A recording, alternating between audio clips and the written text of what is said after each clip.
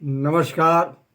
विद्यार्थी कीर्तन मंडल सुनाता से मेरे प्रिय विद्यार्थी मित्र छोटू प्रिंस, मनीष, उमेश और अन्य समस्त प्रिय विद्यार्थी मित्रों की ओर से आज़ाद हमारी 108 यूट्यूब चैनल पर आप सभी प्रिय विद्यार्थी मित्रों, भाइयों बहनों, माताओं सभी का हार्दिक अभिनंदन वंदन स्वागत करते हुए मैं कवि विद्यार्थी अमर आज़ाद आपके समक्ष ऐतिहासिक वीडियो।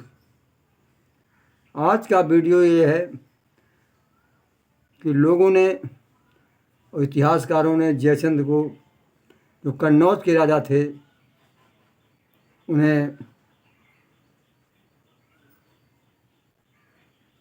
गद्दार घोषित किया। ये राठौर थे, गहड़वाल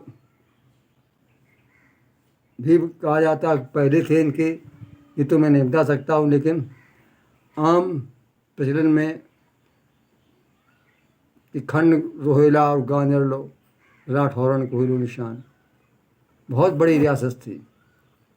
जो हमारा गांव पड़ता है जनपद कानपुर देहात में सुना था, वो जयचंद के ही राज्य में के अंतर्गत पड़ता है। लेकिन उस समय ये गांव था नहीं, जगह ज़मीन उन्हीं के। लेकिन हमारे गांव को भी 200-250 वर्ष, 200 वर्ष हुए, 250, जब से यहाँ आकर के बसा ये गांव। तो जयचंद को गद्दार कहा गया, लेकिन मान लिया कि जयचंद पृथ्वीराज गौरी को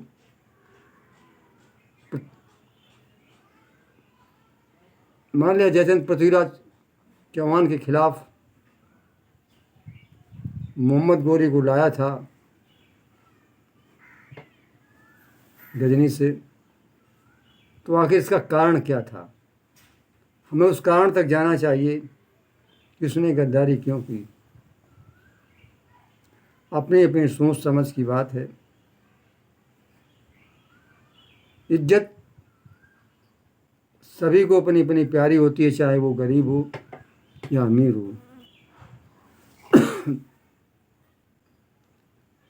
अगर इज्जत का सवाल था, जयचंद को ये करना पड़ा। और एक कि राजपूत राजा आपस में लड़ते रहे। अगर किसी विदेशी ने आक्रमण किया तो एक दूसरे का साथ नहीं देते रहे। कुछ लोग जो उनके साथी मित्र हुआ करते थे, 2-4 राजा साथ दे देते थे। अगर सब मिलके एक साथ जुट अगर लड़ाई लड़ते, चलो पृथ्वीराज गौरी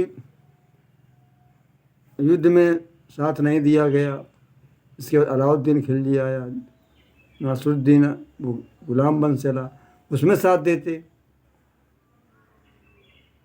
यहाँ तक कि जब बाबर आया तो राणा सांगा का सभी राजपूत राजाओं ने साथ नहीं दिया। 12,000 सेना लेकर इतने यहाँ के राजपूत कैसे पराजित हो जाते? तो लीजिए, कहानी ये है कि जयचंद की पुत्री संयुक्ता, उन राजाओं महाराजाओं में शादियाँ हुआ करती थी, कुछ स्वयंवर होते थे जो स्वयंवरण करे। ये सीता का स्वयंवर हुआ था, वो सीता का स्वयंवर नहीं कहा जाएगा। अरे वो तो धनुष पर आधारित था कि जो धनुष उठाएगा वही सीता के साथ शादी कर सकेगा।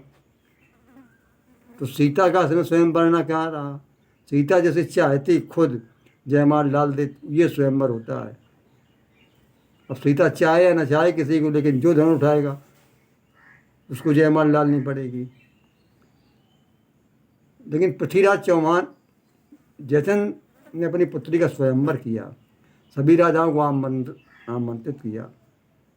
बैठ गए, कौन कहाँ का राजा है, किसके बारे में क्या, संयुक्ता देख रही थी। और पृथ्वीराज चौहान को वहाँ बुलाया नहीं गया था कि उनकी अनबन चलती थी। जो कुछ बात हो, या ये मौसेरे भाई बताए जाते हैं जयचंद के, लेकिन संयोगता पृथ्वीराज चौहान की कहानियाँ वीरता की सुन चुकी थी कि 15 वर्ष की आयु में उसने कई राजाओं को पराजित भी किया था। तो पृथ्वीराज ने भीमा होवे पर चढ़ाई की। लोग अलाउद्दौला कहते, अलाउद्दौला ने देश कमज़ोर कर दिया, जबरन शादी करते रहे तो नाराज़ हो गए। वो नाराज़ी इतनी नहीं थी। अलाउद्दौला के समय, लेकिन बात यहाँ आती है नारी की। नारी पर जब अत्याचार हुआ है तब तक भीषण संहार हुआ, लेकिन अत्याचार नहीं हुआ। लेकिन जयचंद के लिए तो अत्याचार ही हुआ था। उसकी इज्जत की बात थी। इतना बड़ा राजा और उसकी बेटी को कोई स्वयंवर से उठा कर ले जाए, लेकिन स्वयंवर में खुद वो तलाश रही थी पृथ्वीराज चौहान को, क्योंकि उन्होंने पत्र भेज दिया था दिल्ली में कि हम शादी आपसे करेंगे, आपको चाहते हैं। और पृथ्वीराज भी चाहता था। पृथ्वीराज वहाँ से पहुँचे और संयोगता को घोड़े पर बिठाकर वहाँ से भाग निकले। इनकी फौज कुछ दूर पर डटी हुई थी। युद्ध हुआ, हाहाकार मच गया स्वयंवर में कि लड़की को ले गया पृथ्वीराज चौहान। युद्ध हुआ। यहाँ तक बताया जाता है कि इनके जयचंद के भाई रतिभान, ये फाटक पर दिल्ली तक युद्ध हुआ है, या रास्ते में मारे गए जो लाखन के पिता थे। अब जीत तो नहीं सका, क्योंकि पृथ्वीराज चौहान वीर था। इसने अपनी वीरता के कारण उसका अपहरण कर लिया। और जिसकी बेटी को जबरन कोई उठा ले जाए, उसके दिल में कितनी हृदय की आग दहकेगी। लेकिन पृथ्वीराज, यहाँ के लोगों ने कभी ये नहीं सोचा। जयचंद को सोचना चाहिए था कि हमारी आपसी वैमनस्यता के कारण ये सब हुआ है, इन्हें शांत कर लेना चाहिए था। लेकिन क्रोध में आकर के मनुष्य धर्म, नीति और सब कुछ भूल जाता है। इसलिए उसने अपनी इज्जत पर डाका डालने वाले पृथ्वीराज चौहान के खिलाफ मोहम्मद गोरी को जाकर के भड़काया कि चलो हम सन 1991 में सन 1191 में जब भारत में आया है तो पृथ्वीराज चौहान को कई राजाओं ने साथ दिया है और मोहम्मद गोरी की बुरी तरह से पराजय भाग खड़ा हुआ। 1192 में फिर उसे खबर मिली, एक साल बाद। अब राजाओं में फूट और डाल चुके थे। यहाँ के ये सब भूमिका है जयचंद ने निभाई थी।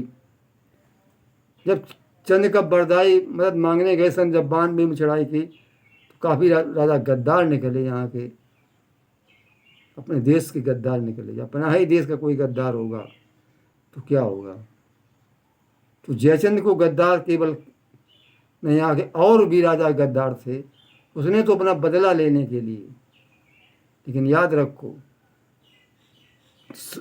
ठीक 2 वर्ष बाद 1194 में उसने कन्नौज पर चढ़ाई कर दी।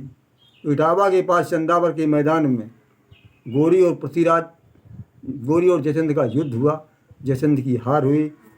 जयचंद भागे, उसने पीछा किया, वो गंगा में डूबकर मर गए। कन्नौज पर उसका अधिकार हो गया। पृथ्वीराज चौहान को तो बंदी बना करके दिल्ली पर अधिकार कर लेता। उसका उत्तर भारत में साम्राज्य कायम हो गया। तो उसने अपने, जब यहाँ से गया है तो गुलाम, एक उसका गुलाम था जो गुलाम रखते थे, तो बहुत बुद्धिमान था। कुतुबुद्दीन ऐबक को यहाँ का बादशाह बना दिया, सुल्तान बना दिया और सत्ता सौंप कर यहाँ से चला गया। तो इसमें संयोगता ने पृथ्वीराज को पत्र ना भेजा होता तो पृथ्वीराज क्यों आता। तो पृथ्वीराज की भी एक कमी थी, अपने देश में ऐसा क्यों करने जा रहे, कोई सोच ही नहीं पाता। जब पृथ्वीराज चौहान ने नहीं सोच पाया कि हम ये गलत काम करने जा रहे हैं किसी की बेटी को उठाने के लिए उसके कहने पर, तो जयचंद्र ने भी कुछ नहीं सोचा, वो मोहम्मद गोरी को ले आया, उसकी मदद की। जयचंद्र तो समझते थे कि दिल्ली पर अधिकार करके वो भारत में फिर नहीं आएगा, लेकिन उसे तो भारत में अपना साम्राज्य स्थापित करना था। इस तरह जयचंद्र ही गद्दार नहीं था, गद्दार और भी राजा थे। और सच पूछा जाए तो जयचंद्र के साथ गद्दारी पृथ्वीराज ने भी की, ऐसा नहीं करना चाहिए था, ये भी गलती उनकी थी, अपराध पृथ्वीराज चौहान का भी था। नमस्कार। वीडियो बहुत बड़ा बन रहा है।